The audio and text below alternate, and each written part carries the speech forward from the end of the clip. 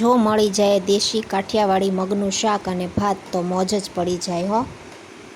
સૌપ્રથમ કુકરમાં 2 ગ્લાસ પાણી નાખીને આપણે 1 કપ મગ લઈ લીધા છે અને સારી રીતે ધોઈ લીધા છે. એને બાફવા માટે મૂકી દેવાના છે. મગને 1 કલાક પલાળ્યા હતા એટલે 3 સીટી વગાડી લેશું.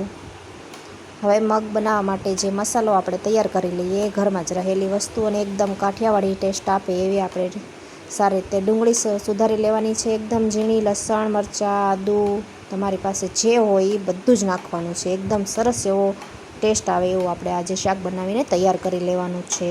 તો મગ આપણા બફાઈ ગયા છે. એક કઢાઈમાં થોડું તેલ નાખી દઈશું, આખું જીરું નાખી દઈશું. એનાથી એનો સ્વાદ ખૂબ જ સરસ આવે છે. મીઠા લીમડાના પત્તા એડ કરી દેવાના છે, થોડી હિંગ નાખી દેવાની છે અને સમારેલા કાંદા એડ કરી દેવાના છે અને સારી રીતે સાતળી લેવાનું છે. તેલ છૂટું પડે ત્યાં સુધી આપણે કાંદાને સાતળી લેવાના છે. કાંદા થોડા લાલ કલરના થઈ જાય ત્યાં સુધી તમે જોઈ શકો છો આ રીતે સાતળી લીધા છે. આદુ મરચાંની પેસ્ટ એડ કરીને સારી રીતે સાતળી લેવાની છે.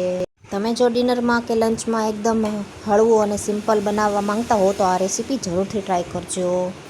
ઝટપટ બનીને તૈયાર થઈ જાય છે. એની અંદર સમારેલા ટમેટાં એડ કરી દઈએ અને થોડું મીઠું નાખી દઈએ જેથી કરીને ટમેટાં જલ્દીથી બફાઈ જાય. અને ધાણા જીરું પાવડર નાખી દેવાથી આખા મસાલાનો સ્વાદ એકદમ અલગ જ આવી. ધીમા ગેસ ઉપર બધા જ મસાલાને સારી રીતે સાતળી લેવાના છે જેથી કરીને તેલ છૂટું પડે ત્યાં સુધી આપણે તમે જોઈ શકો છો આ રીતે બધા મસાલાને સાતળી લીધા છે. અત્યારે ઝાઝા ભાગે લોક મગ નથી ખાતા, મગ ખાવાનું ટાળે છે, પણ તમે જો આ ખાવાનું શરૂ કરો તો ઘણા બધા એના બેનિફિટ છે. હવે આની અંદર ગરમ મસાલા આપણા જે ઘરના છે એ બધા જ એડ કરી દેવાના છે.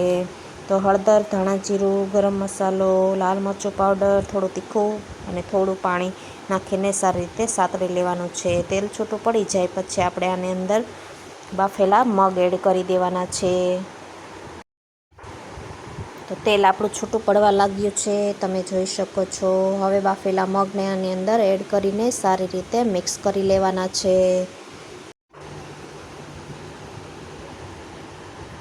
સારી રીતે મિક્સ કરી લઈએ.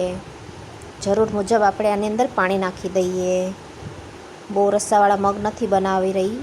તમને જો રસાવાળું કે રોટલા સાથે ચોળીને ખાવાની ટેવ હોય તો પાણી વધારે નાખી શકો છો. હવે એની સાથે ખાવા માટે અહીંયા આપણે મરચાં તળી લઈએ.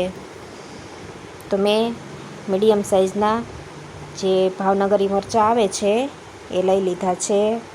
એની અંદર થોડું મીઠું નાખી દઈશું જેથી કરીને મરચાંના બીજ બહુ ઉડીને બહાર નહીં આવે. હવે ઝટપટ બાજુમાં તવામાં આપણે થોડી રોટલી બનાવી લઈએ. તો તમે જોઈ શકો છો આપણી રોટલી એકદમ ફૂલીને તૈયાર થઈ ગઈ છે. હવે મગ સાથે ખાવા માટે ભાત ખૂબ જ સરસ લાગે છે તો ભાત બનાવી લઈએ. તો કઢાઈમાં થોડું તેલ, જીરું અને પાણી નાખીને ગરમ થવા દઈએ અને ભાતને પણ થોડીવાર ધોઈને પલાળી રાખ્યા હતા એ અંદર એડ કરી દેવાના છે. પાણી ઉકળે એટલે મગ સાથે ભાત ખૂબ જ સરસ લાગે છે. મગ ભાત ખાવાની ખૂબ જ મજા આવે છે. તો પાણી ગરમ થઈ ગયું હતું, આપણે ભાત બધા નાખી દીધા છે અને સારી રીતે મિક્સ કરી લઈએ. ઢાંકણ ઢાંકીને થવા દઈએ. ઢાંકણ ખોલીને જોઈ લઈએ તો આપણા ભાત તમે જોઈ શકો છો સરસ એવા છૂટા છૂટા બનીને તૈયાર થઈ ગયા છે. હવે આપણે એક થાળી તૈયાર કરી લઈએ. જમવાનો ટાઈમ છે તો થાળી સરસ મજાની તૈયાર કરી લઈએ. તો સૌપ્રથમ આપણે થાળીની અંદર એક બાઉલની અંદર મગનું શાક નાખી દેવાનું છે. તમે જોઈ શકો એકદમ લચકાદાર અને ચટાકેદાર આપણું શાક બનીને તૈયાર થઈ ગયું છે અને છૂટા છૂટા સાથે ભાત પણ બનીને તૈયાર થઈ ગયા છે. મરચાં પણ તૈયાર થઈ ગયા છે. સાથે રોટલી મૂકી દઈએ અને ઘરે બનાવેલું અથાણું પણ મૂકી દઈએ.